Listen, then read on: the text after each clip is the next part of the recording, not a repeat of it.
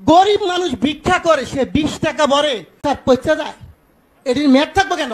আছে 19 টাকায় আপনার 24 ঘন্টা মেয়াদ রবি, আর এয়ারটেল আছে 19 টাকায় 31 দিন 3 দিন মেয়াদ। আর বাংলাদেশের কোন জনগণের একটি টাকা যাতে না যায় এটা দেখুন।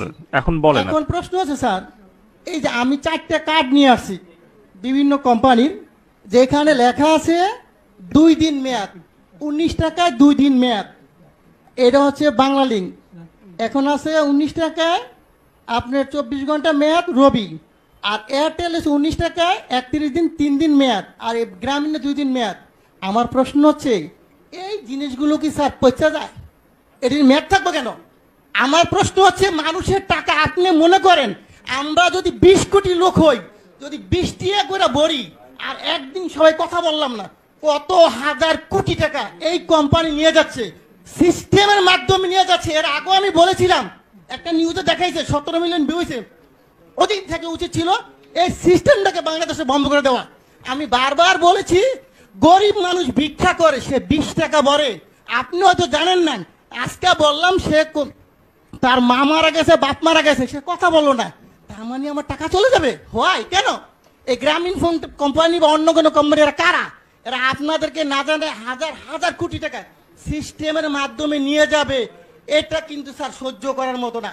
প্রথম প্রশ্ন হচ্ছে এটাকে আজকের মিটিং এর পর থেকে কিছুক্ষণ পরের মতো আপনারা দিবেন, যাতে বাংলাদেশের কোন জনগণের একটি টাকা যাতে না যায়।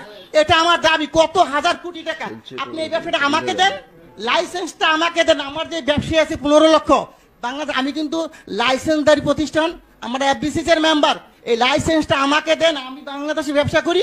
এই টাকা আপনার সরকারি খাতে কত টাকা লাগে আমি দিব, এই কোম্পানিকে পাচার করার জন্য দিব না স্যার।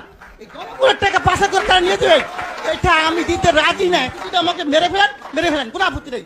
সো এই টাকা পাচার কোনো সিস্টেম নাই স্যার। আরেকটা জিনিস আপনাকে বলবো স্যার, আপনি যদি আজকে পেয়েছে আমি ভাগ্যবান যে আপনি শুনবেন। আমরা যখন এই ব্যবসা শুরু করি 27 টাকা কমিশন ছিল, 27 টাকা। স্যার সরকারি কর্মকর্তা যিনি 2000 টাকা বেতন পেয়েছ, তার বেতন এখন 20,000 টাকা। কিন্তু এখন কত স্যার? আমাদের কিন্তু সেই 27 টাকাই রাখছেন, আমাদের কি কমিশন বাড়বে না স্যার?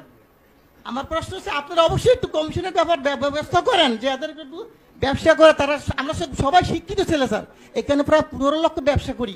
আমরা যারা ব্যবসা করি কোটি কোটি টাকা কামিয়ে দিচ্ছি, আমাদেরকে তো দেখবেন স্যার। আরেকটা কথা, টেলিটক আপনি হয়তো জানেন না। এই টেলিটকের ব্যাপারে আমি একবার বলছিলাম, বিটিআরসি 22 হিন্দু, উনি সম্ভবত আমি জানি না, উনি আমাকে বলে এটা দায়িত্ব তো বাবা আমার না রে ভাই, এটা দায়িত্ব হইলো কার? বিটিআরসি না, টেলিযোগাযোগ। আমি ঠিক আছে, আমি যে স্যারকে পাই বলবো স্যার, আমার আপত্তি স্যার যদি মাইন্ড না করেন, আপনি দায়িত্বটা আমাকে দেন, আমার ব্যবসায়ীরা সবাই মিলে আমরা করি। বাংলাদেশে টেলিটককে কেমনি উড়াইতে হবে আপনি আমাকে সাপোর্ট দেন। আমি বলবো কোন দোকানদার আমাদের দোকান থেকে টেলিটকের সিম কেনার পরও রিচার্জ পাবে, তা হবে। টেলিটক উন্নয়ন কেমনে করতে হয় স্যার, আপনি যদি কোনো ধরনের সিস্টেম থাকে আপনি বলেন যে বলে এমনি সহযোগিতা করে, আমি করতে বাধ্য আপনাকে। আপনি যেভাবে চান টেলিটক অবশ্যই উন্নয়ন হবে।